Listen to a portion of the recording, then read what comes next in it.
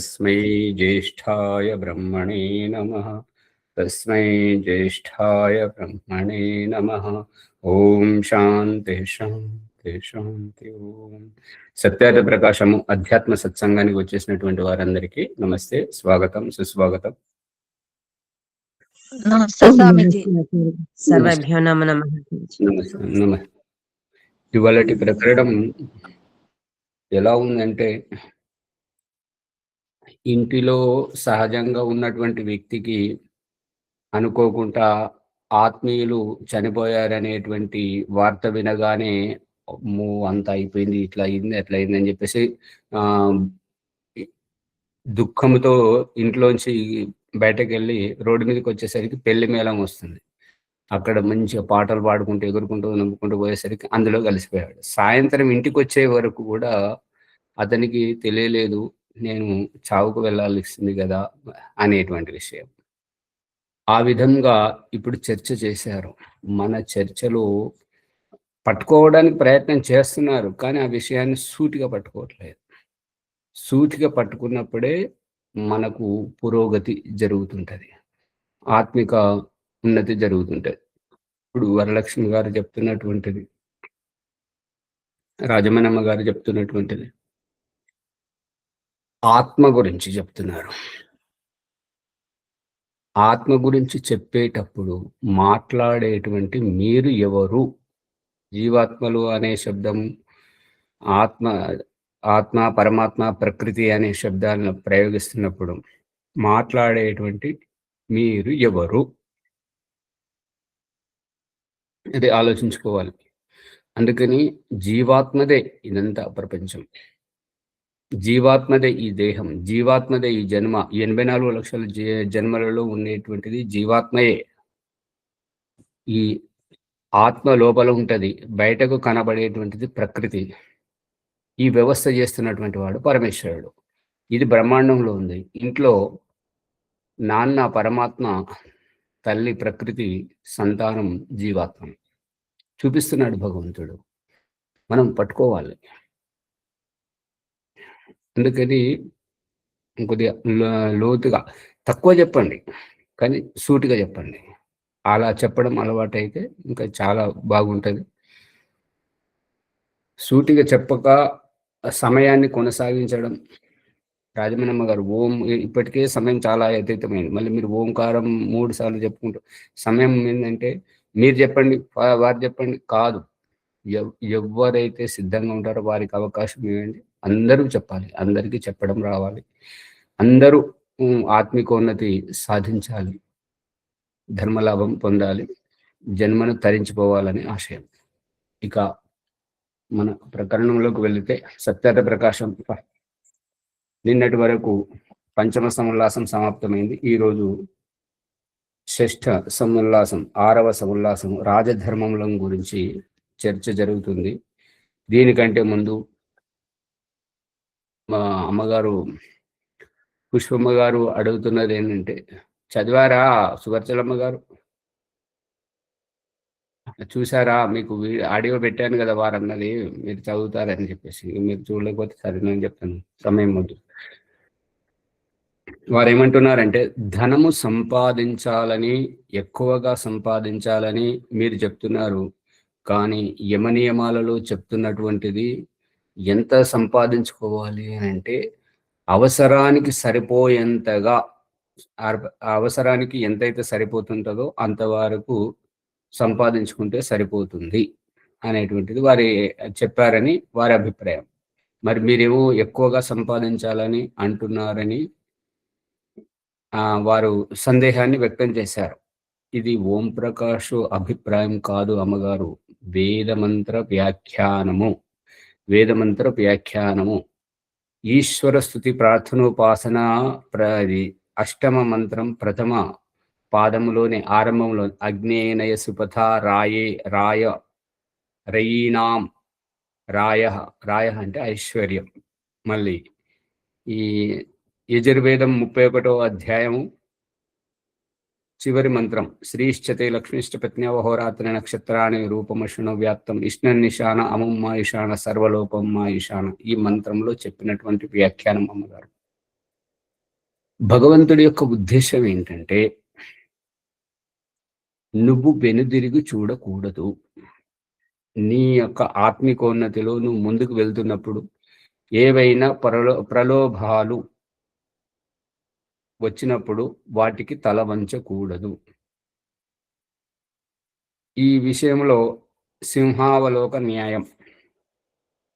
సింహావలోక న్యాయం ఏంటంటే, సింహము అడవిలో వేటాడుతూ ఆహ్, బ్రతుకుతున్నటువంటిది తన వేట కోసం వెళ్తున్నప్పుడు సింహము అలజడి, సింహము కనబడగానే ఈ జంతువులన్నీ ఎక్కడికక్కడ నక్కు నక్కుకొని ఉంటాయి. దాక్కొని ఉంటాయి. ఆ దాగి ఉండడం వల్ల సింహానికి ఆహ్, ఏ జంతువులు కనపడదు. తన వేట కనపడకపోయేసరికి అలా ముందుకు వెళుతూ వెనుకకు తిరిగి చూస్తుంది. వెనుకకు తిరిగి చూస్తుంది. వెనుకకి తిరిగి చూస్తుందంటే ఏదైతే నేనొస్తున్నానని జెప్పేసి గమనించి దాగి ఉన్నటువంటివి నేనెళ్ళిపోయానని జెప్పేసి ఏవైనా మళ్ళీ బయటకొచ్చాయా అని తిరిగి చూస్తుంది. ఈ ప్రకరణంలో దయానంద సరస్వతికి జీవితంలో ఎంతో మంది ప్రలోభపెట్టారు. మీరు మా మఠముంది, మా ఆశ్రమం ఉంది, దీనికి ఇంత సంపత్తుంది, ఈ సంపత్తికి మీరే వారసులు, దీన్నంతా చూసుకోండి అని ప్రలోభపెడితే దయానంద సరస్వతి ఏమన్నాడంటే, ఇటువంటి సంపత్తిని నేను విడిచిపెట్టి వచ్చేసాను. మళ్ళీ ఈ సంపత్తికి నేను అది వశపరుచుకొని దీనికి స్వామిగా ఉండడం, దీనికి కాపలాగా ఉండడం నేనెందుకుంటాను? నాకక్కర్లేదు అని అన్నాడు. ఇదేమో తర్వాత విషయం.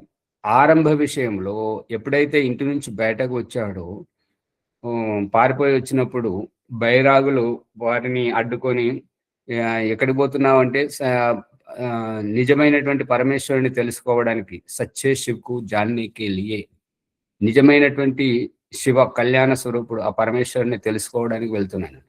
నిజమైనటువంటి శివస్వరూపుని తెలుసుకోవడానికి వెళ్ళడానికి ఈ పట్టు వస్త్రాలేంటి, చెవులకు గెంటీలేంటి, అది చేతులకు కడియాలేంటి, ఇదంతా ఆ ఆభూషణాల ఆడంబరంలో నువ్వు ఉంటే ఆ భగవత్ స్వరూపం నీకెలా కనిపిస్తుంది? భగవత్ సాక్షాత్కారం ఎలా అవుతుంది? ఇవన్నీ వదిలేయి, నువ్వు వైరాగ్య కావాలి. వైరాగ్య అయి సన్యాసం పుచ్చుకుంటే అవుతుంది అనగానే వెంటనే తన మీద ఉన్నటువంటి ఆ బంగారు ఆభూషణాలు ఏవైతే ఉన్నాయో అవన్నీ తీసి వాళ్ళకి ఇచ్చేశాడు. ఆ రకంగా త్యాగం. ఈ రకంగా త్యాగం ఈ రకంగా త్యాగం చేసినటువంటి వ్యక్తి జీవితంలో ఎక్కడ ఎవరు ఎన్ని ప్రలోభాలు పెట్టినా ప్రలోభాలకు తల వంచలేదు. అందుకే ఇంతటి సత్యాన్ని వారు గ్రహించారు. ఇటువంటివి ఈ దృష్టాంతాలు చెప్పకూడదని కొంతమంది అంటున్నారు. మరి ఏమంటారు దీన్ని? ఏ దృష్టాంతం చెప్పొద్దంటే సత్యార్థ ప్రకాశంలో రాసిందే చెప్పాలంట. అటువంటి వారు ఈ రకంగా అభిప్రాయం వ్యక్తం చేస్తున్నారు. ఏమంటారు మరి? చదువుకుంటూ పోరా? ఆ చదువుకుంటూ పోతే మీరు చదువుకుంటూ పోయేదానికి మనం ప్రత్యేకంగా నేర్చుకునేది ఏముంటుందండి? ఈ విషయం తెలుసుకోవాలి కదా. అటువంటి వాళ్ళకు మరి ఏం చెప్పాలి? చెప్తేనే స్పష్టంగా అర్థమవుతుంది. అదే మరి అవికసిత బుద్ధి వాళ్ళు మిడిమిడి జ్ఞానంతో అటువంటి అన్ని చెప్తుంటారు. అందుకనేది సరైనది కాదు. ఎప్పుడు వదిలేయాలి, ఎప్పుడు దాన్ని పట్టుకోవాలనే విషయాలు రెండు దీంట్లోనే ఉన్నాయి కదా. రెండు గ్రహించాలి, అవును, వ్యత్యాసాలు. అంతేగాని ఇక్కడ ఈ ప్రకరణం యొక్క ఉద్దేశం ఏంటంటే, నువ్వు సంపన్నమైనటువంటి స్థాయి నుంచి వచ్చావంటే నీకు డబ్బు ఇస్తాను, నీకు ఆభూషణం ఇస్తాను, నీకు ఇగో ఈ సంపద ఇస్తాను అని చెప్పేసి ఆశ చూపించినప్పుడు దానికి తల వంచితే, తల వంచడం అంటే నీ సత్యాన్ని నువ్వు వదిలిపెట్టు. దయానంద సరస్వతి చెప్పింది ఏంటంటే, నువ్వు మూర్తి పూజ ఖండన చెయ్యకు, నీకు ఈ ఆసనం ఇస్తాం, ఇన్ని ఎకరాలు ఉన్నది, ఇన్ని వేల ఎకరాలు ఉన్నది, ఇన్ని వందల ఎకరాలు ఉన్నది అని చెప్పేసి ప్రలోభం పెట్టడం. ఇప్పుడు ఆర్య సమాజ నియమాలను తయారు చేసినప్పుడు ఎంతో మంది అన్నారన్నట్టుగా దయానంద సరస్వతి, ఈ నియమాలు తగ్గించండి, ఇంత కఠినంగా ఉంటే ఎవరు రారు, చేయలేకపోతున్నాము అని అంటే చివరికి కుదించుకుంటూ 10 నియమాల కాడికి వచ్చి ఇంతకంటే నేను తగ్గించలేను, వ్రాసినటువంటి నా వేళ్లను మీరు వత్తులుగా కాల్చినా సరే ఇంతకంటే నేను తగ్గించలేను.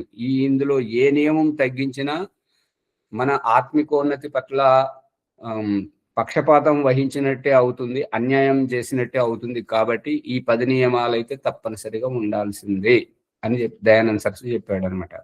అందుకని ఇటువంటి ఆశకు, ప్రలోభాలకు తల వంచకూడదు అనేటువంటిది అభిప్రాయం. ఇక యమ నియమాలలో చెప్పినటువంటిది అమ్మగారు వారికి వీరు సంపాదన కాడికి పోతున్నారు. ఆ సంపాదన అనేటువంటిది అహంకారాన్ని పోషించేటువంటిది. అహంకారం ఆత్మజ్ఞానానికి విఘాతం. వేదము చెప్తున్నటువంటిది, దయానంద సరస్వతి మనుస్మృతి చెప్తున్నటువంటి, ధర్మశాస్త్రాలు చెప్తున్నటువంటి భిక్షాటన ఒకరి దగ్గరికి పోయి చేయి చాపడం అంటే అహంకారాన్ని త్యాగం చేయడం, భిక్షావృత్తి.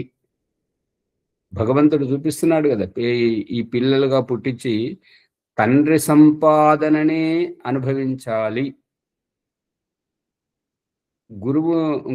గురువు స్థాయికి జ్ఞానవంతుని చేసి శిష్యులను పంపించి గురువు యొక్క జ్ఞానమునే అనుభవించాలి. ఒకరి మీద ఆధారపడి ఉండాల్సిందే, అంటే వేలు పట్టుకొని నడవాల్సిందే.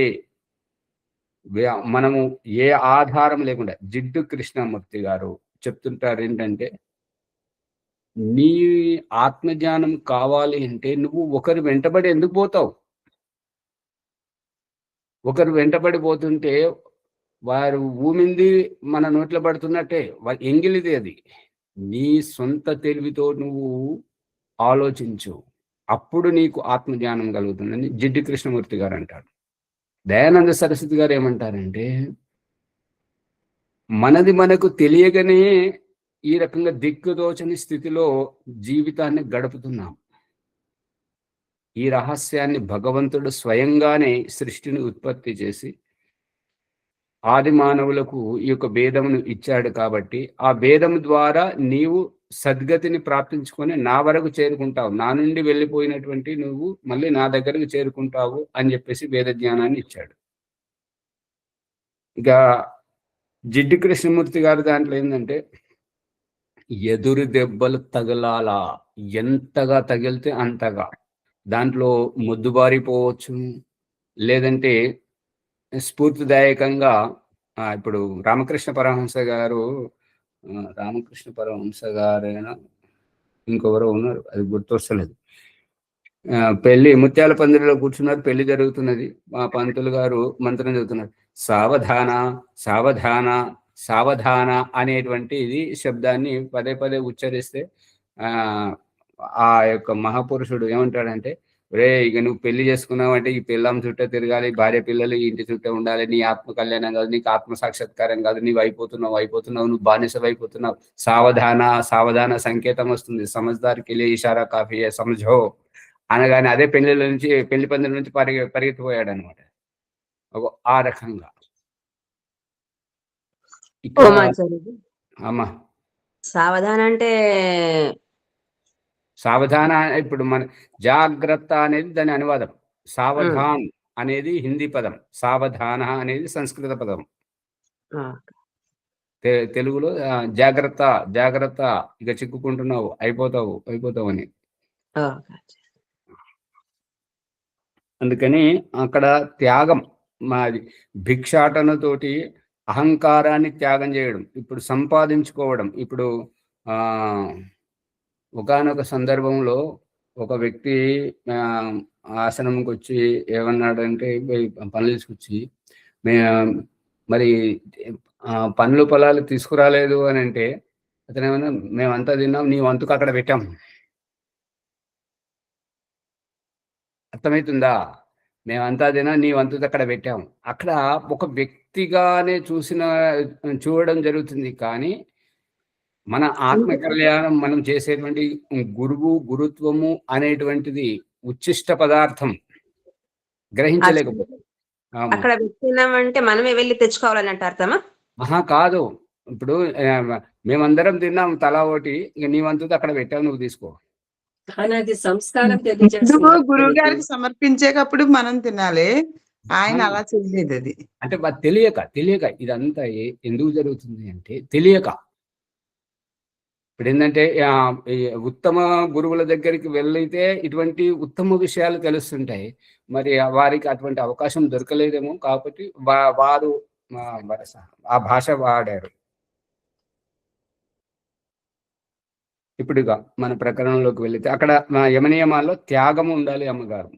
అక్కడ సంపాదించి భార్య కోసం పిల్లల కోసం సంపాదించుకుని అనుబంధాలను పెంచుకోవడం కాదు, తగ్గించుకోవాలి. ఎంతగా తగ్గించుకుంటే.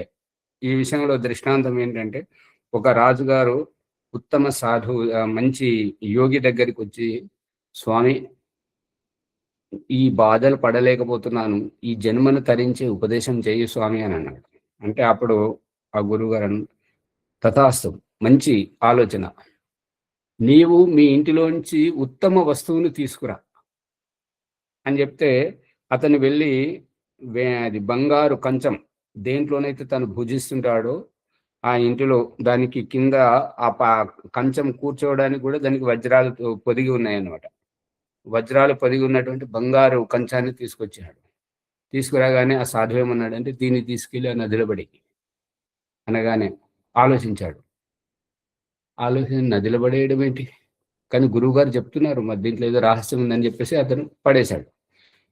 పడేసిన తర్వాత మళ్ళీ చెప్పాడు, పడేశాను గురువుగారు అంటే, ఇంకా మీది ఇంట్లో ఏవైతే విలువైన వస్తువులు ఉన్నాయో, వేటికైతే నీవు ఎక్కువ విలువనిస్తుంటావో ఆ వస్తువులు తీసుకురానంటే భార్య దగ్గరికి ఉన్నటువంటి ఆభూషణాలు, తన శరీరం మీద ఉన్నటువంటి ఆభూషణాలు అన్ని తీసుకొస్తాడు.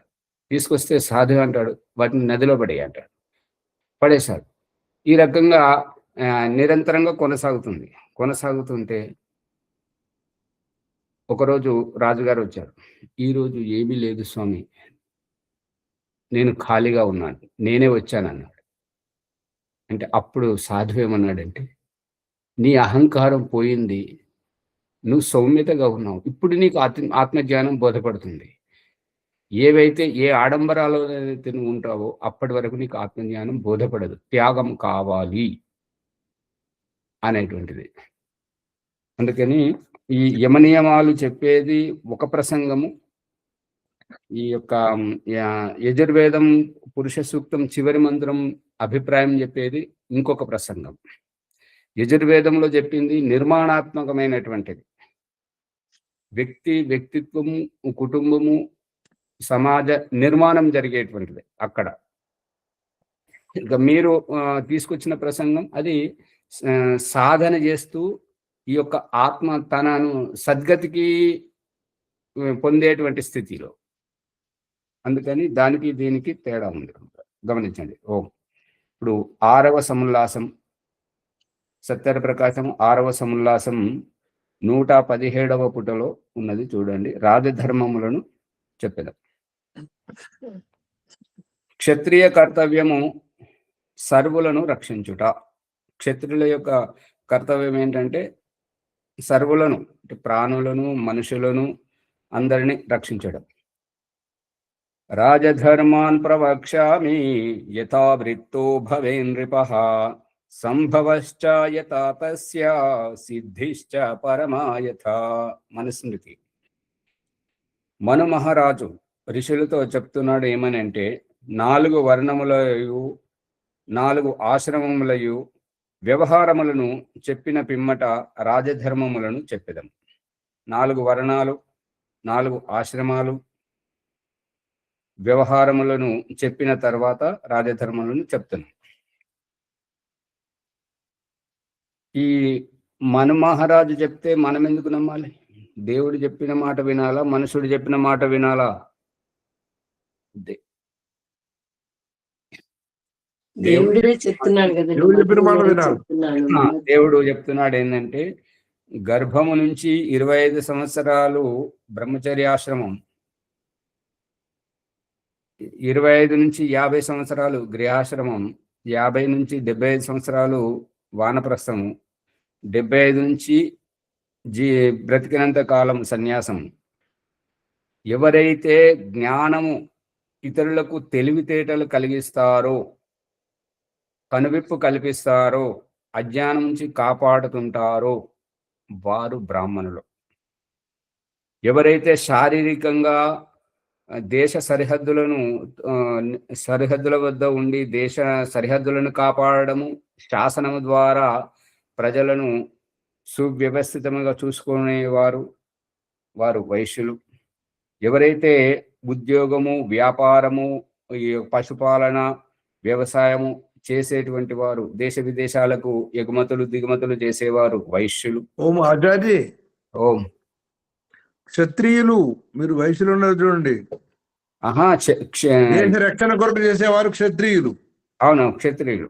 వైశ్యులది ఉద్యోగము, వ్యాపారం చెప్పేది వైశ్యులు ఇది చేసేవారు.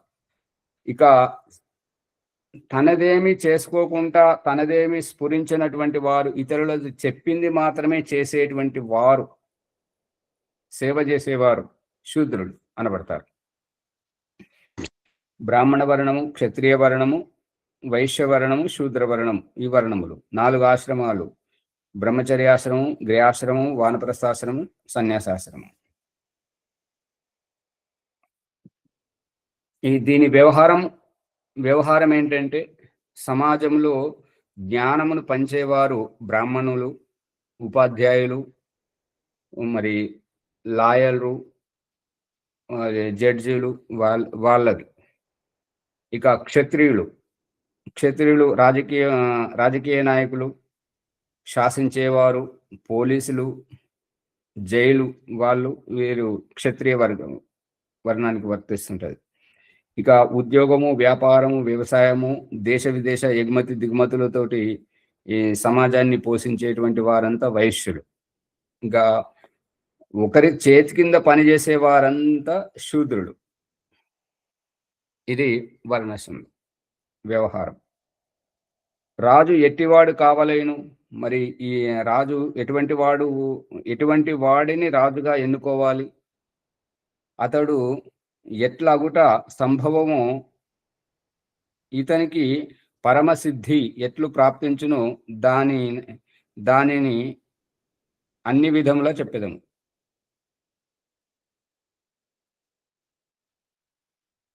రాజు ఎటువంటి గుణకర్మ స్వభావములతో రాజు అవుతుంటాడో, అతనికి పరమసిద్ధి ఎట్లు ప్రాప్తిస్తుంటుందో అటువంటివన్నీ విషయాలు చెప్పేదము. వినండి. బ్రహ్మం ప్రాప్తేన సంస్కారం క్షత్రియేన యథావిధి సర్వస్యాస్య యథా న్యాయం కర్తవ్యం పరిరక్షణం. మనుస్మృతి. పరమ విద్వాంసుడు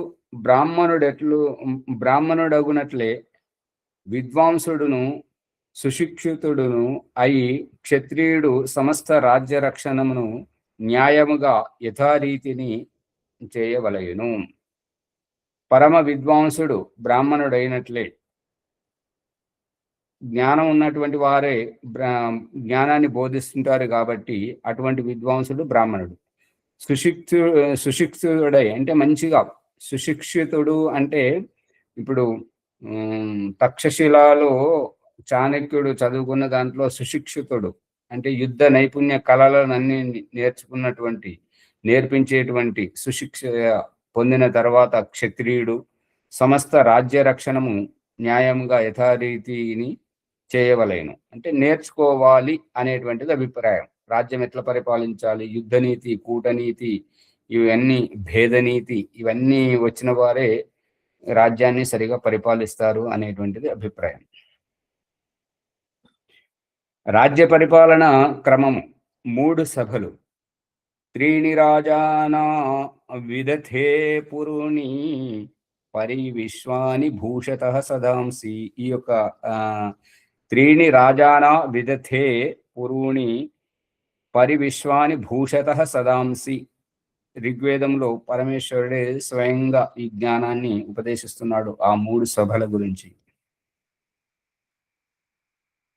ఇది వ్యాఖ్యానంలో చూడండి. ఈశ్వరు ఉపదేశించుచున్నాడు అన్న దాంట్లో రూప కాదు, డుప. ఈశ్వరుడు ఉపదేశించుచున్నాడు, దాన్ని రుకారాన్ని డుకారం చేసుకోండి.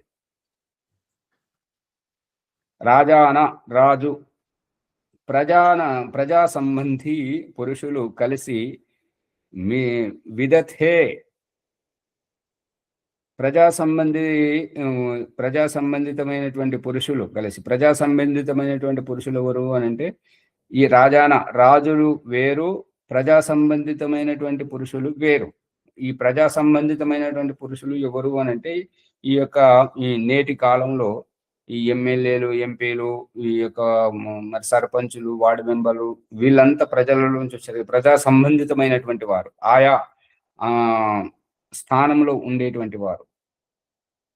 విదథే సుఖప్రాప్తి కారకమును విజ్ఞాన వృద్ధి కారకమునగు రాజునకు ప్రజకు సంబంధించిన వ్యవహారమునందు 3 సదాంసి 3 సభలను, విద్యార్య సభ, ధర్మార్య సభ, రాజార్య సభలను నియమించి పూర్వుని నానా విధములైన విశ్వాని సమగ్ర ప్రజలకు సంబంధించిన మనుష్యాది ప్రాణులను పరిభూషత అన్ని వైపుల నుండి విద్య, స్వాతంత్ర్యము, ధర్మము, సుశిక్షణము, ధనము మున్నగు వానిచే అలంకరింపవలయును. ఇప్పుడు మన దేహమును ఎట్లయితే మనం అలంకరించుకుంటామో ఆ విధముగానే ఈ యొక్క సమాజమును, ఈ యొక్క విద్యార్య సభ ద్వారా అందరికీ జ్ఞానం పంచాలి, అందరూ విద్యావంతులు కావాలి, నిరక్షరాస్యులుగా ఎవరు ఉండకూడదు అనేటువంటిది విద్యార్య సభ యొక్క అభిప్రాయము. ధర్మార్య సభ ఎవరికి అన్యాయము జరగకూడదు, అందరికీ యథాయోగ్యముగా స్వేచ్ఛ స్వాతంత్రం వర్తింపజేయాలనేటువంటిది ధర్మార్య సభ.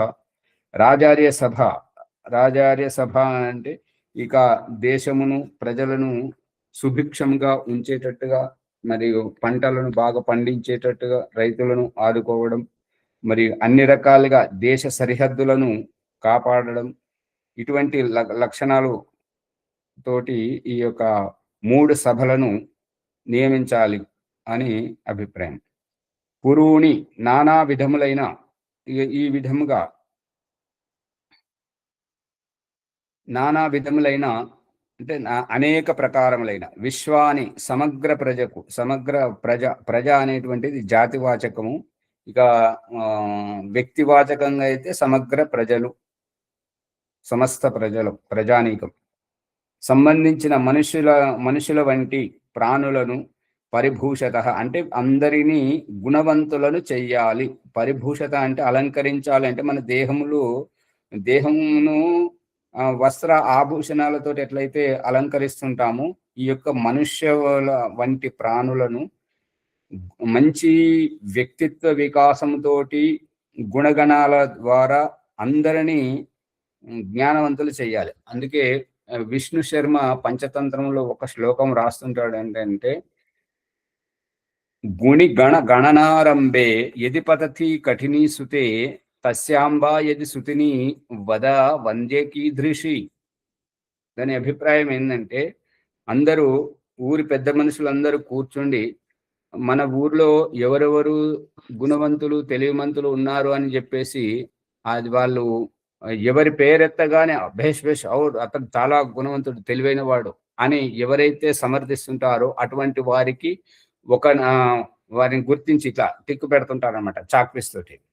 ఆ రకంగా గణనారంభే, గుణి అంటే గుణవంతుల యొక్క, గణ అంటే సమూహము, అంటే ఎంతమంది గుణవంతులు ఉన్నారు, విద్యావంతులు ఉన్నారు, ఎవరెవరు ఎటువంటి పురుషార్థం చేసి ప్రయోజకులుగా ఎదుగుతున్నారు అనేటువంటి వారిని లెక్కిస్తున్నప్పుడు గణనారంభే, గుణి గణముల అంటే గుణవంతుల యొక్క సమూహములను గణన ఆరంభే, గణన లెక్క పెట్టగానే అంటే వారి పేరు తీసుకోగానే ఫలానా వాడు అని అట్లా వారి పేరు తీసుకోగానే అవును అతడు చాలా మంచివాడు అని అందరూ సమర్థిస్తున్నప్పుడు ఆ చాక్పీసు వారికి సరైన వాడు అని కరెక్ట్ అని ఆ టిక్కు గుర్తు పెట్టినప్పుడు ఇక దానికైతే ఎవరికి సందేహం లేదు.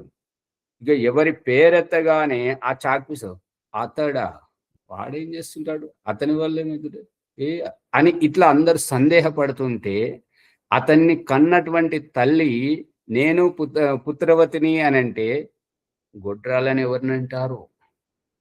అని ఆ శ్లోకం యొక్క అభిప్రాయం. అంటే అందరూ తల్లికి ఇది తల్లి బాధ్యతను పెంచడం అన్నమాట. తల్లి పిల్లలను గుణవంతులను చెయ్యాలి అనే అభిప్రాయం. అందుకే భగవంతుడు సహితం పిల్లలు చెడిపోతే పిల్లలను అయ్యో కొడకా కొడకా అనిపించడం, తల్లిని మాత్రం మొహం చూడని తిట్లు తిట్టించడం వాళ్ళు చేసేటువంటి వ్యవహారంతోటి. అందుకనే పిల్లలను తల్లి సంస్కరించాలి అనేటువంటిది అభిప్రాయం.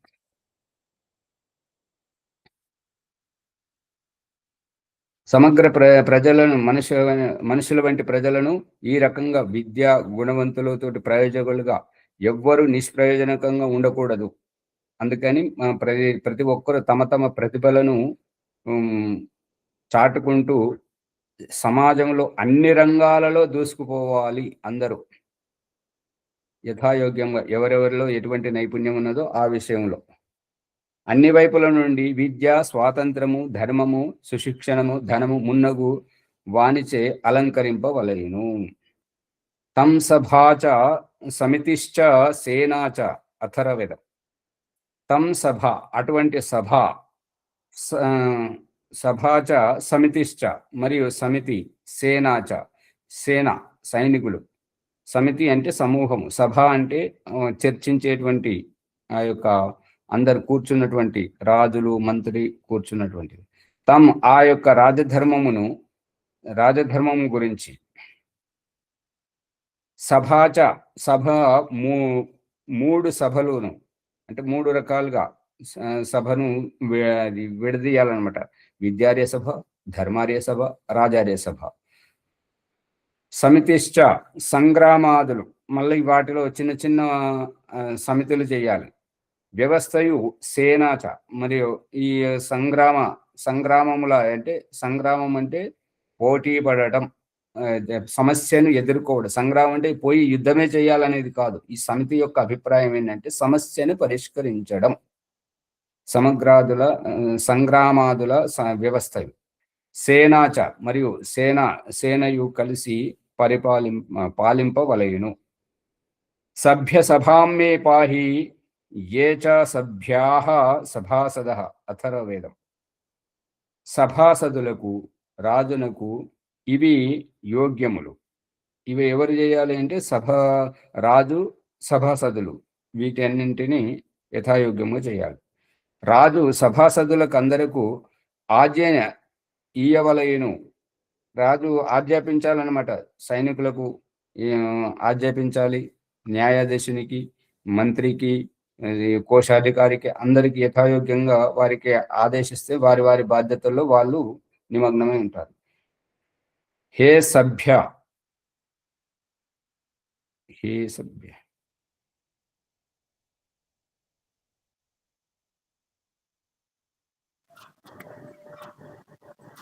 ఈ హే అనేటువంటిది తప్పుగా పడినట్టుందేమో. ఆచార్య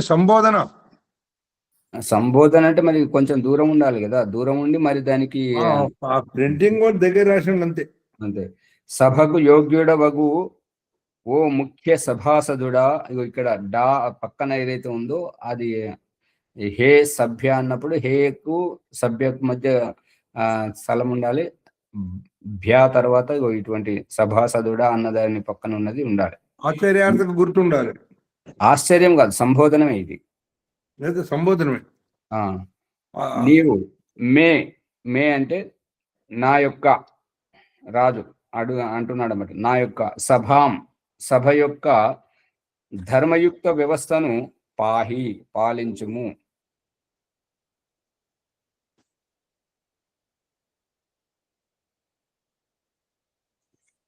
రాజు బాధ్యతను అప్పు చెప్తున్నాడేమో.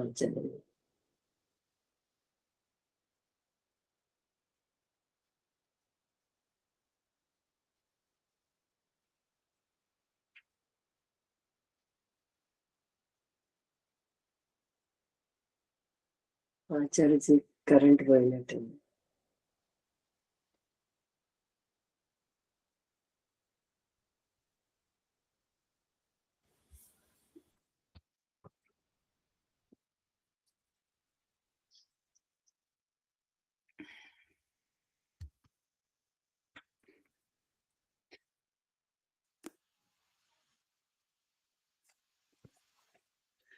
మరియు ఏచ ఎవరు సభ్యా సభకు యోగ్యులకు సభాసదులు ఉన్నారు వారు కూడా సభా వ్యవస్థను పాలింపవలేను. అంటే ఎవరి బాధ్యతలు వారు యథాయోగ్యంగా కొనసాగించాలి అనేటువంటి అభిప్రాయం.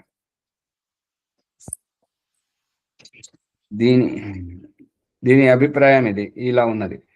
ఒక్కనికే స్వతంత్ర రాజ్యాధికారము ఇయ్యరాదు, కానీ సభాపతియగు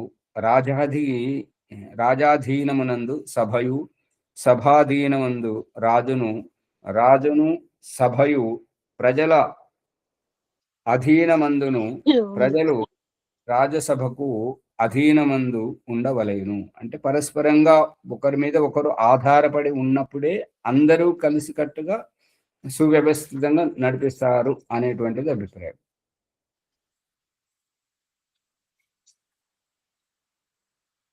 అట్లు చేయకపోయిరేని, ఒకవేళ ఆ రకంగా చేయకపోతే రాష్ట్రమేవ విష్యాహంతి తస్మాత్ రాష్ట్రీ విషం ఘాతుకః విషమేవ రాష్ట్రయాజ్యం కరోతి తస్మాత్ రాష్ట్రీ విషమంతి నా పుష్టం పశుం మన్యత ఇది.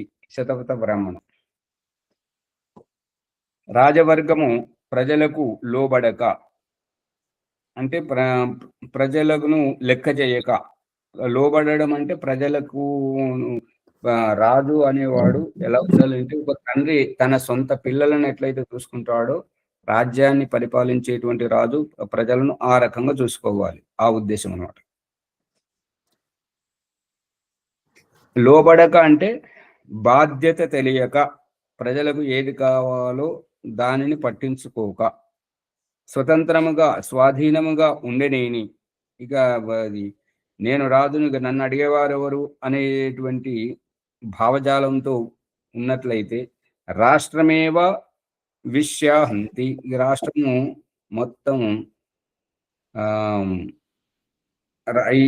ఇదే భావం రాజ్యంలో ప్రజలలో ప్రవేశించి ఎవ్వరూ నియంత్రణలో ఉండక రాజు మాట ప్రజలు పాటించకుండి, మరి రాజు ఏది శాసనం విధించినా దానిని ఆచరించకున్నట్లయితే రాజశాసనము నడవదు. ఈ రకంగా శాసనం నడవనప్పుడు అంత అల్లకల్లోలముగా ఉండి ఇక రాజు దురహంకారంతో నా మాట వినరా, నన్ను లెక్క చేయరా అని చెప్పేసి వాళ్ళ మీద ఈ దౌర్జన్యం చేస్తుండడం వల్ల నాశనం అవుతుంటది అన్నమాట. రాజు నాశనం చేస్తుంటాడు. కాబట్టి రాజు ఒక్కడే స్వాధీనుడు ఉన్మత్తుడు అయ్యనేని రాష్ట్రీ విషం ఘాతుకః.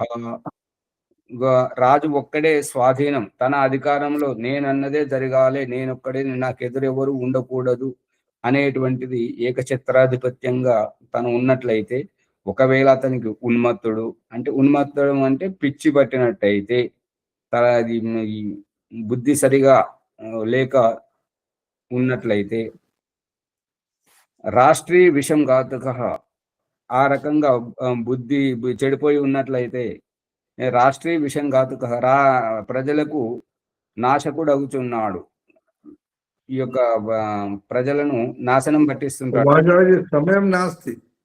ఇక దీని ఒక ఉద్దేశము ఏంటంటే, ఒక దృష్టాంతం. ఒక రాజు ఏమన్నాడంటే ప్రజలను తన నియంత్రణలో ఎలా ఉంచుకోవాలి అనేటువంటి దాన్ని ప్రశ్న అడిగితే, ఒక సాధువు నేనొక రహస్యమైనటువంటి ఔషధం ఇస్తుంటాను, దీన్ని ప్రజలు ఆ ఊరిలో 2 బావులు ఉంటాయి, ఒకటి రాజుగారి బావి, ఇంకొకటి ప్రజలు అందరూ వినియోగించేటువంటి బావి. ఆ బావిలోంచి నీళ్లు తీసుకుపోతుంటారు అన్నమాట ప్రజలు. ఈ యొక్క పొట్లాన్ని తీసుకెళ్లి, ఈ ఔషధాన్ని తీసుకెళ్లి ఆ ప్రజలు తాగేటువంటి బావిలో కలపాలని చెప్పారు అన్నమాట. కలపగానే అక్కడ ఈ ప్రజలందరూ పిచ్చి వాళ్ళు అయిపోతుంటారు. ఇక రాజు అన్నాడు, వీళ్ళ రోగం తిరిగింది, ఇప్పుడు నాకు ఎదురు చెప్పేవాడు ఎవరు లేరు అని చెప్పేసి రాజు సంతోషపడుతుంటాడు అనమాట. ఇంతలోనే ఏమొచ్చింది అంటే, మరి రాజు వీరందరికి భిన్నంగా చేస్తున్నాడు కాబట్టి ఈ రాజు మనకు పనికిరాడు, రాజు ఇంకా వేరే రకంగా చేస్తున్నాడు అంటే రాజు జాదు అంటే చమత్కారం యుక్తమైనటువంటి ఔషధంతో కలిసినటువంటి నీళ్లు తాగలేదు కాబట్టి రాజు గారి బుద్ధి బాగానే ఉంది. అతడు సవ్యంగా ఆలోచిస్తున్నాడు. కానీ ఊర్లో ఉన్న ప్రజలందరూ తిక్కగా ఆలోచిస్తున్నారు, కుప్పి గంతులు వేస్తున్నారు, కోతులాగా ఎగురుతున్నారు. కాబట్టి ఈ యొక్క రాజు యొక్క వ్యవహారం వారికి నచ్చలేదు. ఇక వాళ్ళందరూ తీర్మానం ఏం చేశారు అని అంటే, ఈ రాజు మంచిగా చేస్తలేడు, ఈ రాజును మనం మార్చేసుకోవాలి, మనకు నచ్చిన రాజుని ఎన్నుకోవాలని చెప్పేసి వాళ్ళ తీర్మానం అయింది. ఈ వర్తమానం రాజుగారికి అందగానే భయం పట్టుకునేది. అమ్మో, నా అధికారం పోతుందని చెప్పేసి. ఏం చేయాలి గురువు గారు అని అంటే, మీరు కూడా అదే నీళ్లు తాగాలి అని చెప్పేసి అని అంటే, తాగగానే రాజు కూడా ఎగురుతుంటే, ఆహా, ఈ రాజుకు బుద్ధి సరిగా అయింది, ఇతను మంచిగా అయిపోయాడు, మన రాజు మంచిగా ఉన్నాడు అని చెప్పేసి అనుకుంటాను. ఆ రకంగా అవుతుంది. అర్థమవుతుందా? ఈ అభిప్రాయం ఎట్లా ఉంటే అంతే ఆలోచన చేస్తాం కానీ సత్యం ఏది కరెక్ట్ అనేది తెలుసుకోలేము అనేది. అవునవును. అది మునిగారు సమయం మొదట పోతున్నది అంతా. సరే, దాన్ని సవరించండి. ఓ మాచారి, ఆ ప్రాణాయామం సంధ్య కొరకు ఇవ్వాల్సింది. సంధ్య ప్రాణాయామంలో దగ్గర అక్కడికి వెళ్ళి ఇక్కడ ముందుకు వస్తున్నారు కదా, అందుకని అక్కడ కొంచెం తగ్గించండి, పర్వాలేదు. సరే సరే, మంచిది. ధన్యవాదములు ఆచార్య ఓంప్రకాష్ గారికి. జ్ఞానగంగా ఆధ్యాత్మిక విద్య ఋషి దయానందుని విరచితము సత్యప్రకాశము లోతుగా అర్థం చేసుకుంటున్నాము. ఈరోజు 6వ సముల్లాసము.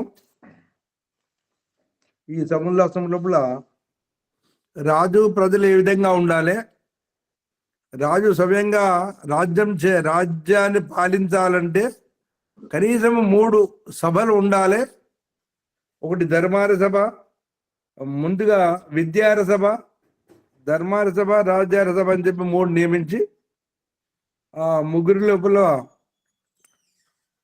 సుశిక్షితులైనటువంటి వ్యవస్థ చేసి, ఇంకా తర్వాత రాజు ఏ విధంగా ఉండాలో మనం లోతుగా అర్థం చేసుకుంటున్నాము. మనం లోతుకి వెళ్తే ఇంకా తెలుస్తుంది. ప్రజలను ఏ విధంగా సుశోభితం చేయాలి, ఆభూషణాలతో శరీరం ఏ విధంగా సుశోభితం చేసుకుంటామో రాజ్యాన్ని ఏ విధంగా సుశోభితం చేయాలి అనేటువంటి విద్య కూడా ఇక్కడ చెప్పారు. స్వతంత్రము, ధర్మము, సుశిక్షణ ద్వారా రాజ్యాన్ని సుశోభితం చేయాలని ఆ విధంగా మనము లోతుగా పోతున్నాము. 6వ సముల్లాసము. ఈ ఎపిసోడ్ను లైక్ చేయండి, షేర్ చేయండి, సబ్స్క్రైబ్ చేయండి. పక్కన ఉన్న గంట సింబల్ని గట్టిగా నొక్కి 1-2 సార్లు వినాలే, పక్క వాళ్ళకి పంచండి. ఈరోజు వైదిక సంధ్యోపాసన ఎవరిది ఉన్నదండి? ఈరోజు శనివారం. విజయదుర్గమ్మ గారు వైదిక సంధ్యోపాసన చేయించాలని ప్రార్థన.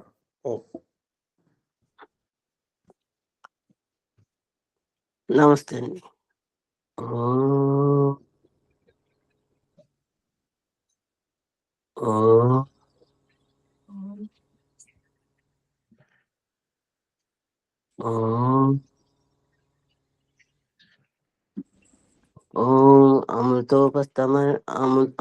అమృతోపస్తరణమసి స్వాహ. ఓ అమృత స్వరూప, నా కోసం ఉపస్తరణంగా పరుచుకున్నావా స్వామి, ధన్యుడను. ఓం అమృతాపిధానమసి స్వాహ. ఓ అమృత స్వరూప, నా ఆత్మరక్షణకై ఆకాశ దుప్పటిపై ఆవరించావా స్వామి, ధన్యుడను. ఓం సత్యం యశః శ్రీర్మయి శ్రైతాం స్వాహ. ఓ పరమేశ్వర, సత్యము, యశస్సు, ధనైశ్వర్యాలు, బుద్ధి నన్ను ఆశ్రయించి నాలో ఉండును గాక. ఆచమన మంత్రము. గర్భంలో ఊపిరితో పాటు శిశువు యొక్క ఆకలి దప్పికలు అమ్మ చూసుకునేది.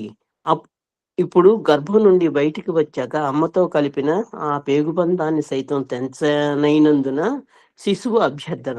ఓం శన్నో దేవీ రవిష్టయ ఆపో భవంతు పీతయే శంయో రవి స్రవంతు నః. యజుర్వేదము 36వ మండలము 3వ మండలం. ఓ దివ్య స్వరూప, ఇష్టపూర్వకంగా సేవించ యోగ్య జల స్రావములను నాకు అందుబాటులో స్రవింపచేయము స్వామి. తథాస్తు. అదిగో అమ్మ దగ్గరికి వెళ్ళి కమ్మని స్తన్యపానం చేయము. అంగస్పర్శ భావ వ్యక్తీకరణ కారణంగా మనుష్య జన్మ తర్వాత ఈ ప్రకరణం సందర్భం సహేతుకం. జీవాత్మ. ఓ పరమేశ్వర, నాకు తల్లి, తండ్రి మరియు ఆత్మీయుల సాన్నిధ్యపు పునర్జన్మను ప్రసాదించము. ఈశ్వరువాచ్. తథాస్తు. స్వర్గ సుఖాన్ని ఏవగించి అసంతృప్తితో పోతున్నావు. ఆ జరామరణ అసంతృప్తి దుఃఖ జన్మలలో ఒంటరిగా ఉండలేవు కాబట్టి ఈ ఇంద్రియాల కాలక్షేపం నీకు ఊరట కల్పించును గాక. ఓం వాక్ ఏదైనా మాట్లాడాలి చెప్పాలి అని మాట్లాడే వరకు చెప్పే వరకు అసంతృప్తి, ఉద్విగ్నత, మాట్లాడిన తరువాత చెప్పిన తరువాత ఒక సంతృప్తికర ప్రశాంతత, ముఖం పిషి భక్ష అవివేక బుద్ధి అభీష్ట పదార్థ సేవనలో జీవహింస, అనారోగ్యం, మృత్యు, దుఃఖ మార్గం, అసంతృప్తి దశ మరియు వివేక బుద్ధి పూర్వక మోక్షానంద మార్గం. స్వనియంత్రణలో అహింస, ఆరోగ్యం, దీర్ఘాయు ప్రదాయక పదార్థ సేవనమే సంతృప్తికర జీవితం. ఓం ప్రాణ పీల్చుకున్న శ్వాసను వదలాలని, వదిలిన తరువాత ఊపిరి పీల్చాలనే వ్యాకులత అసంతృప్తి. తదుపరి శ్వాసను పీల్చుకున్న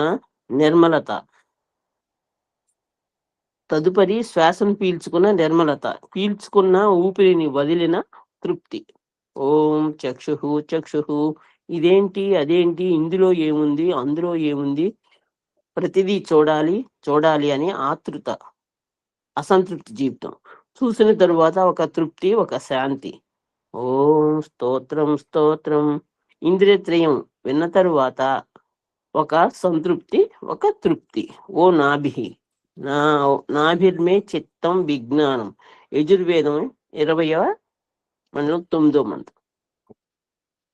ప్రారబ్ధ బుద్ధి జన్మకు భౌతికంగా నన్ను ఒకవైపు దిగజారుస్తుంటే, మరొక వైపు మానవ జన్మలోని సందర్భోచిత పూజ, జప, ఉపాసన, ధ్యానం పేరుతో పూజారి, ధర్మోపదేశక, యోగాచార్యుల రాయభారం ద్వారా నన్ను మెప్పించి నీ చెంతకు రప్పించుకోవడం చూస్తే మాటలు రావట్లేదు స్వామి.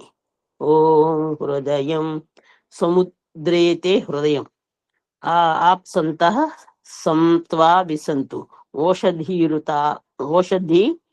ఓషధీరుతాపహ. యజుర్వేదం 20 మండలం 19వ మంత్రం.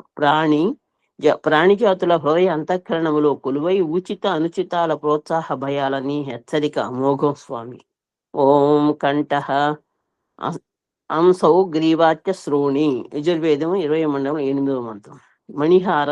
మణిహారం మరి అలంకృత 2 కంటెముకల దిగువ స్థానం, శ్రావముల ఆవాగమన మరియు భావ వ్యక్తీకరణ, స్పందన గమనార్హం. ఓం శిరః మూర్ధనమస్య సంశీ వ్యాధర్వ హృదయం చ యత్ మస్తిష్కాదోర్ధ్వ ప్రైర యత్పవమానోది శీర్షతః. అధర్వవేదం 10వ మండలము 26వ మంత్రం. నిర్మల హృదయ గుండా అతుకుల మస్తిష్కం కంటే పైకి వాయువును ఎక్కించు. శిరోదేవ కోశః సముజ్జితః తత్ప్రాణో అభిరక్షతి శిరో అన్నమధో మనః. అధర్వవేదం 10వ మండలము 27వ మంత్రం. శిరస్సు దేవనిలయం, ప్రాణంతో రక్షిస్తుంది. ఆ స్ఫూర్తి మనసు యొక్క జీవితం. ఓం బాహుభ్యాం యశోబలం బాహుమే బలమింద్రియం. యజుర్వేదం 20 మండలం 7వ మంత్రం. బాహుభుజములు బలవర్ధకముగా ఉండునుగాక. ఓం కరపృష్ఠే మోదాహ ప్రమోద అంగుళీరంగాని మిత్రం మే సహ. యజుర్వేదము 20 మండలము 6వ మంత్రం. హస్తౌ మే కర్మవీర్యం. యజుర్వేదము 20 మండలం 7వ మంత్రం. కరచరణాల బ్రేళ్ల హర్షోత్సాహ ప్రకృష్టానంద యోగ సహనం. అలాంటి చేతుల్లోనే నా కర్మల పురుషార్థం నిహితమై ఉంది. మాధ్యాహ్న మంత్రంలో ఓం భూహు పునాతు శిరసి, ఓం భువః పునాతు నేత్రయోః, ఓం స్వః పునాతు కంఠే, ఓం మహః పునాతు హృదయే, ఓం జనః పునాతు నాభ్యాం, ఓం తపః పునాతు పాదయోః, ఓం సత్యం పునాతు పునఃశిరసి, ఓం కం బ్రహ్మ పునాతు సర్వత్ర. దయానంద సరస్వతి వ్యావహారికంగా చూపించిన అష్టచక్రములు. ఆత్మ సాక్షాత్కార ప్రకరణం. జీవాత్మ ప్రార్థన. ఓం భూహు, ఓ ప్రాణప్రదాత, ఈశ్వర సందేశము. పునాతు శిరసి, దుఃఖదాయక ప్రారబ్ధమనే నీ పూర్వజన్మ కర్మఫలాన్ని పవిత్రం పునీతం చేసుకో. జీవాత్మ ప్రార్థన.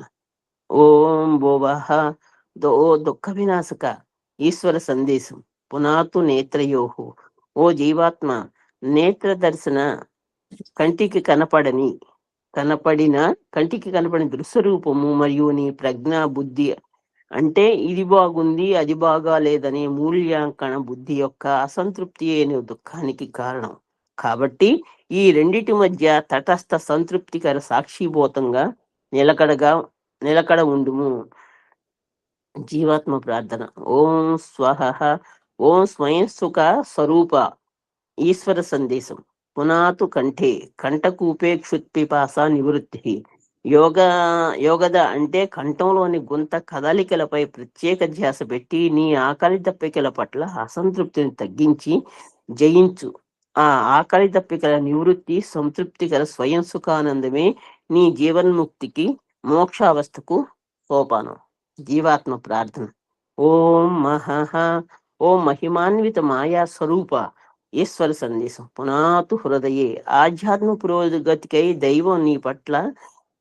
దైవం పట్ల నీ భ్రమ నివృత్తి చేసుకో. నీ హృదయాంతకరణంలో నీ దైవ సాక్షాత్కార దర్శనం చేసుకో. జీవాత్మ ప్రార్థన. ఓం జనః. ఓ జగన్నాయక, ఓ జన్మ జరామరణ అంతరార్థం ఏమిటి స్వామి? ఈశ్వరోవాచ పునాతు నాభిచక్రే కాయ వ్యూహ జ్ఞానం. యోగ దర్శనంలో 29వ మంత్రం. అంటే నాభి చక్రంలో సంయమనముతో ఈ తిని త్రాగి విసర్జించటం ఏమిటి అని విచారిస్తే మన శారీరక జన్మల అంతరార్థం బోధపడుతుంది. నాభిర్మే చిత్తం విజ్ఞానం. యజుర్వేదం 29వ మంత్రం. అనేక విధాలుగా స్మరించుకునే వ్యావహారిక జ్ఞాన విజ్ఞానం దేహం మధ్యలో ఉంది. అనేక విధాలుగా స్మరించుకునే వ్యావహారిక జ్ఞాన విజ్ఞానం దేహం మధ్యలో ఉన్నది. జీవాత్మ ప్రార్థన. ఓం తపః. ఓ పరాత్పర, ఈ తపస్సు అంతరార్థం ఏమిటి? ఈశ్వర సందేశం పునాతు పాదయోహో. ఓ జీవాత్మ, నీ జన్మ జరామరణ దుఃఖదాయక స్థితి నుంచి నిన్ను నీవు ఉద్ధరించుకో. ఎట్లంటే ఇమం మే గంగే యమునే సరస్వతి. ఋగ్వేదం 10వ మండలము 5వ మంత్రం. అంటే దేహం లోపల ఎడ పింగళ అనే 2 నాడుల శ్వాస ప్రశ్వాసలతో జీవాత్మను కింది నుంచి పైకి లేచిన అవగాహనను ఆ కనపడని నిప్పు ఇక్కడున్నదని కనపడని పొగను భౌతిక వ్యవహారికంగా ముక్కుకు వాసన చూపిస్తున్న దృష్టాంతం. తోలు పిస్తోలుతో మాయాగుండును పీల్చి ముక్కుకు వాసన ద్వారా భృకుటి పీయూష గ్రంథులను దేహి ఆత్మకు తెలియచేయడం గమనార్హం. సందేహ నివృత్తి. సందేహము పాదయోహో అంటే పాదముల వద్దన నివృత్తి కాదు. జంగాభ్యాం పదాభ్యాం ధర్మో అస్మివిసి రాజా ప్రతిష్ఠిత. యజుర్వేదము 20వ మండలం 9వ మంత్రం. భాషార్థం పాద తొంటెముకల మధ్యలో నేను అనే దేహి జీవాత్మను ఉన్నాను. పరమాత్మ సాక్షాత్కారం. జీవాత్మ ప్రార్థన. ఓం సత్యం.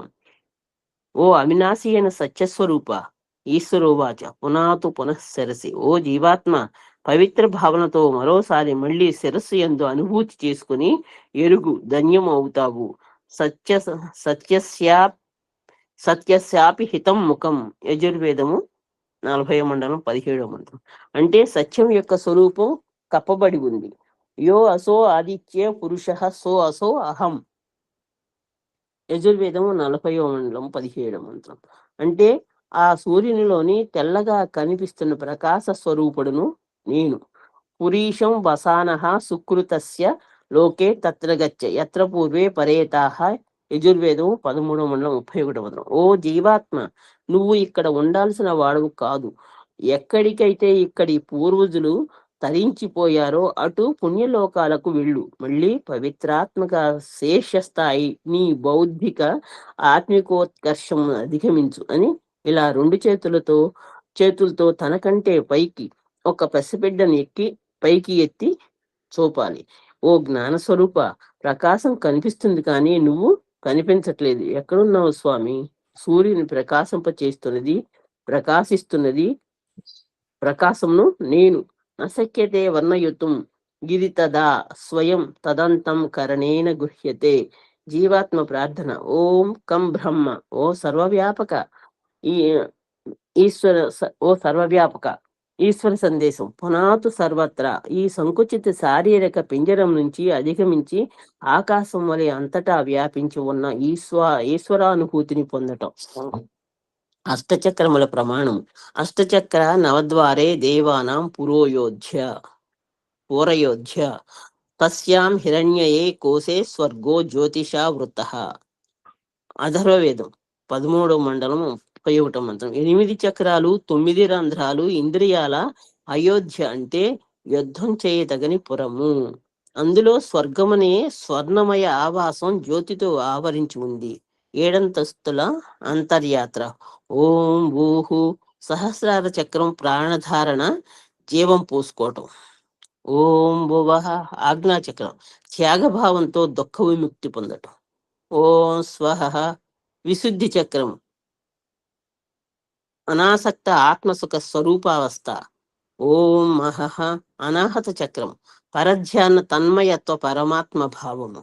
ఓం జనః మణిపూరక చక్రం, అమృతస్య నాభి. అథర్వవేదం 6వ మండలము 3వ మంత్రం. ప్రసవంలో శిశువు తెచ్చుకున్న పేగుబంధం వలె ఆ పరమాత్మతో ఈ ఆధ్యాత్మిక సాధక జీవాత్మకు గల అవినాభావ సంబంధమని ఈ జానీ ప్రాదుర్భావ జనః నాభి యొక్క అభిప్రాయం. ఓం తపః స్వాదిష్టాన చక్రం, దేహం క్రింది వైపు నుండి కనపడని ఆత్మను పైకి పొగను వ్యావహారికంగా చూపడం. అంటే తోలు పిస్తోలుతో మాయాగుండును పీల్చి ముక్కుకు వాసన దేహి ఆత్మకు తెలియచేయటం గమనార్హం. ఈ దృష్టాంతాన్ని గృహస్థ జీవితంలో 2 చేతులతో చంటి పిల్లలను చేసి చూపడం గమనార్హం. ఓం సత్యం మూలాధార చక్రం, సత్యం జ్ఞానం అనంతం బ్రహ్మ. తైత్తరీయ ఉపనిషత్తులో 2:1. జ్ఞానం సత్యము, బ్రహ్మ అనంతం. శరీరరహిత ముక్త జీవాత్మ బ్రహ్మ పరమాత్మలో ఉంటుంది.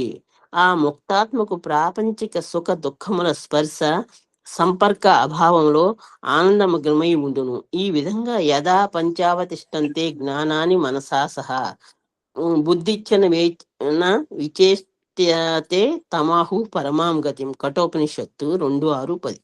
శుద్ధ మనసుతో పాటు పంచేంద్రియాలు, ప్రాణము జీవితంతో ఉంటాయి.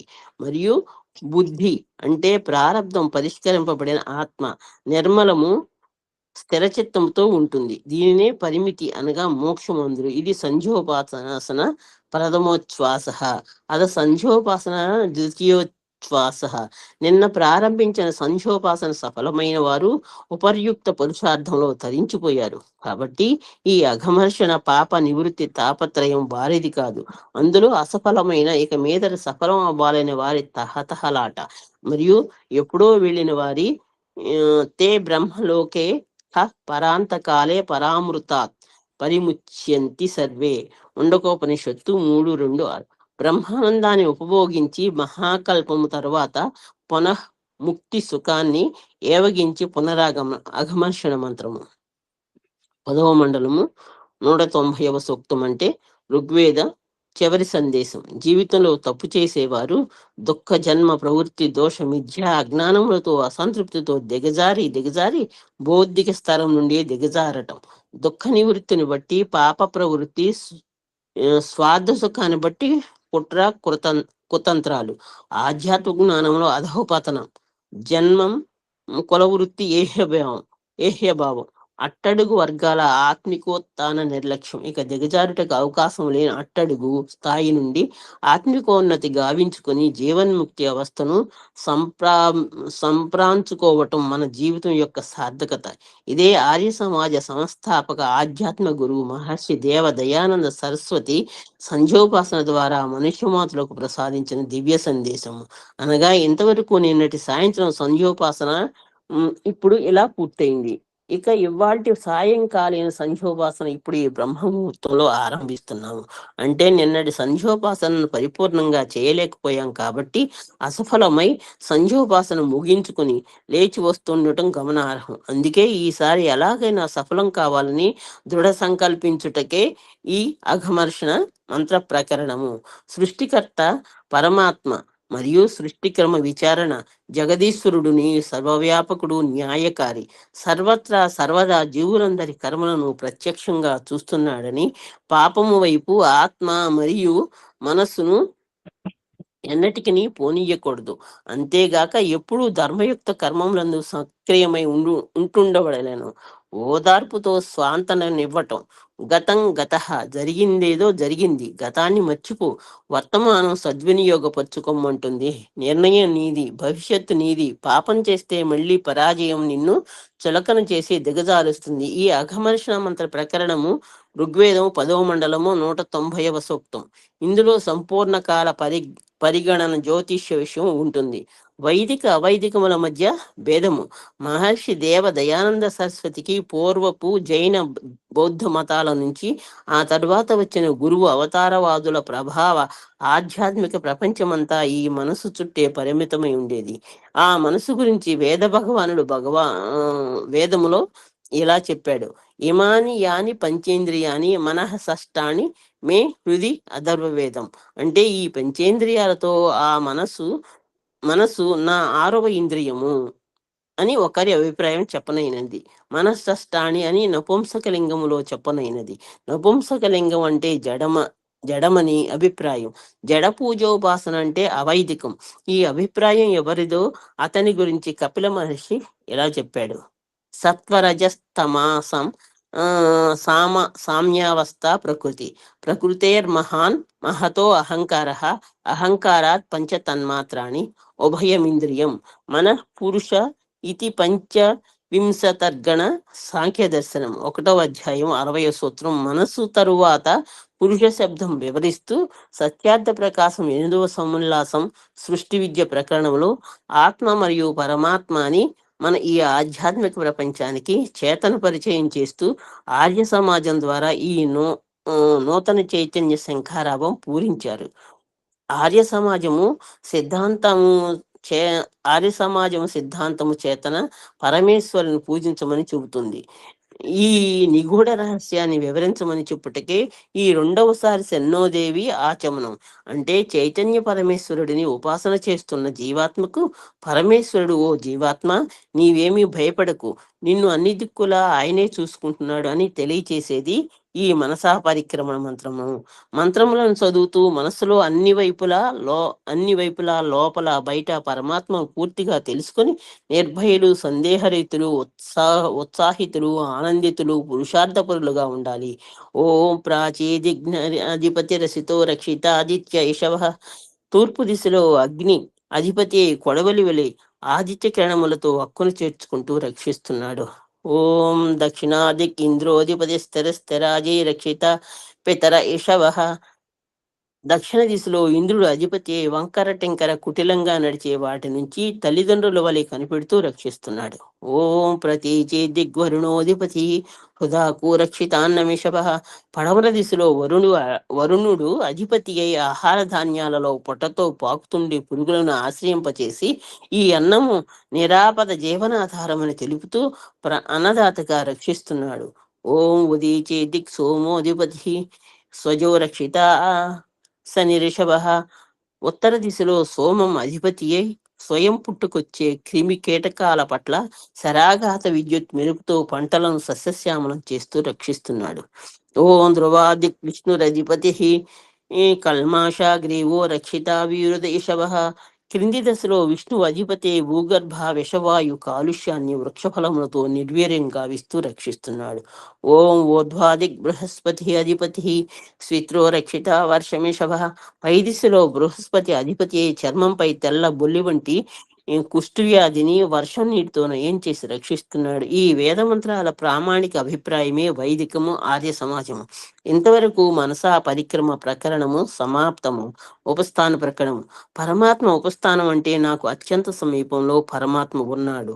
ఓం జాత వేదసే సునవామ సోమమరాతీయతో నిదహాతి వేదః సనః పర్షదతి దుర్గాణి విశ్వానావేవ సింధుం దురితత్యాగ్నిః. ఋగ్వేదం 1:99. ఉత్పన్నమైన మానవులందరి చేత ఎరుగబడు ఓ పరమేశ్వర, మా సర్వస్వం సమర్పిస్తున్నాము.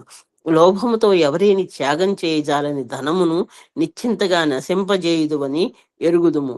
ఓ అగ్ని ప్రకాశ స్వరూప, ఎలాగైతే భయంకర అలల మధ్య ఓ కుశల నావికుడు అవలీలగా గమ్యం చేర్చున్నట్లే నీవు మా దుఃఖ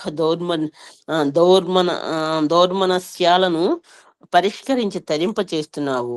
ఓం చిత్రం దేవానా మొదగాదనీకం చక్షుర్మిత్రస్య వరుణస్యాగ్నేః ఆ ప్రాజ్యావా పృథివీ అంతరిక్ష సూర్య ఆత్మా జగత సుషచ్చః.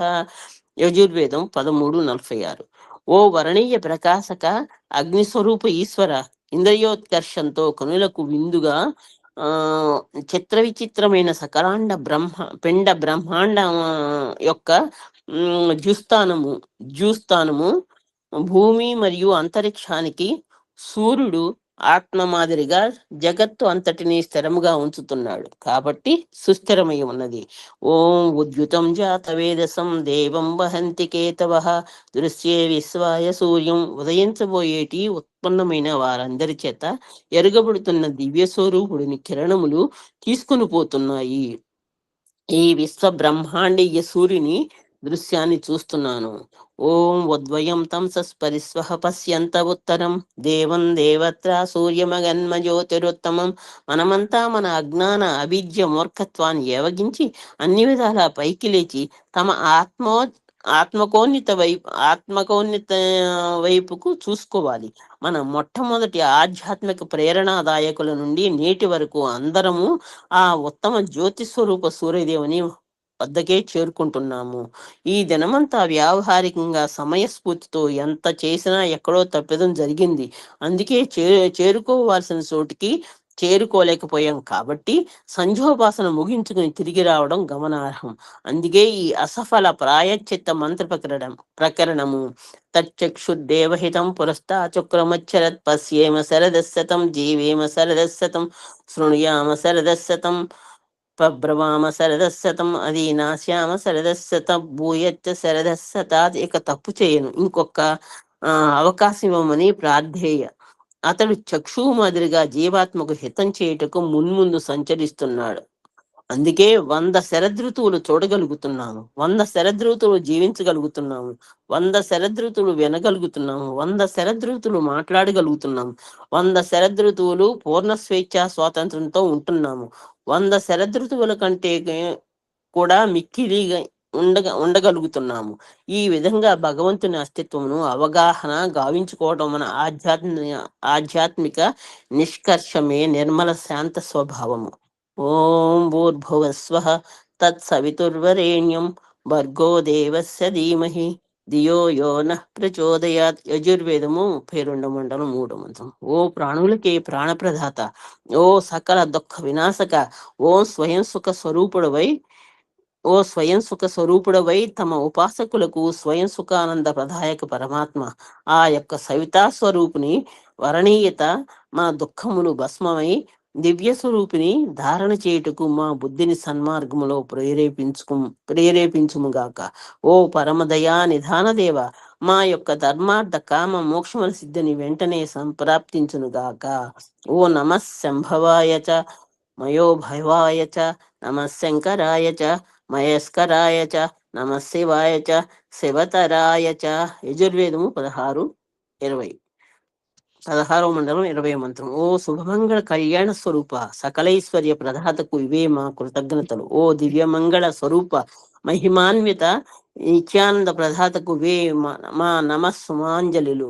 శివమంగళ సంతారక దేవ, నీకు ఇవే మా ధన్యవాదములు. ఈ విధముగా సంధ్యోపాసన బ్రహ్మ సాక్షాత్కారము నాటకము సమాప్తం. ఓం నమస్తే శుభం భవతు. ఓం శాంతి శాంతి శాంతి.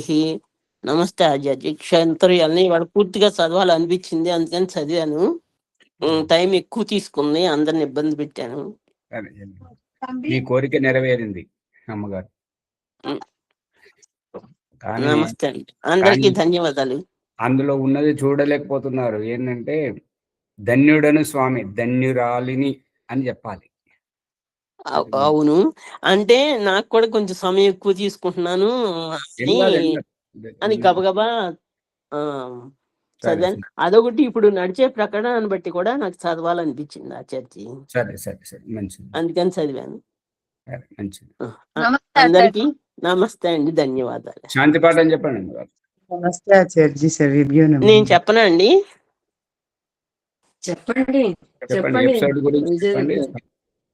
శాంతి పాఠం. ఎపిసోడ్ గురించి చెప్పండి, శాంతి పాఠం చెప్పండి. ఈ ఎపిసోడ్ లైక్ చేయండి, షేర్ చేయండి. ఇందులో లోతైన విషయాలు అందరం గ్రహించాలి, అందరికీ సబ్స్క్రైబ్ చేయండి, తెలియజెప్పాలి. సబ్స్క్రైబ్ చేయండి. గంట సింబల్ నొక్కండి. పద్మజమ్మ గారు చేయి ఓ. చూపిస్తున్నారు, ఏమైనా చెప్పాలా? రాజమణి గారు కాదు, విజయదుర్గ గారు, ఈ ఉత్సాహము ఇంకా ఎప్పుడు ఇలాగే ఉండాలని కోరుకుంటున్నాము. ఉంటుందండి, ఎప్పుడు మనలో ఉత్సాహం ఉంటుంది. కాకపోతే సరే, సరే. కొంచెం చెంగులు శాంతి పాఠం ఎంకలాగుతూ చేయండి. ఉండే వాళ్ళు ఉంటారు కదా. అమ్మగారు శాంతి పాఠం చెప్పండి ఏమైనా. సాగదీయకండి, వేరే వాళ్ళకి పనులు ఉంటాయి కదా, సాగదీయదు. శాంతి పాఠం చెప్పండి. ఓం ద్యౌ శాంతి, అంతరిక్షగం శాంతి, పృథివీ శాంతి, ఆపశాంతి, ఓషధయ శాంతి, వనస్పతి శాంతి, విశ్వే దేవా శాంతి, బ్రహ్మ శాంతి, సర్వగం శాంతి, శాంతిరేవ శాంతి, సామా శాంతిరేది. ఓం శాంతి శాంతి శాంతి. ధన్యవాదాలు ఆచార్య. సర్వేభ్యో నమో నమః. ఆచార్య సర్వేభ్యో నమః. నమస్తే ఆచార్య, సర్వేభ్యో నమో నమః. నమస్తే. నమస్తే ఓం ఆచార్య. నమస్తే నమస్తే ఆచార్య. ఆచార్య. నమస్తే. నమస్తే.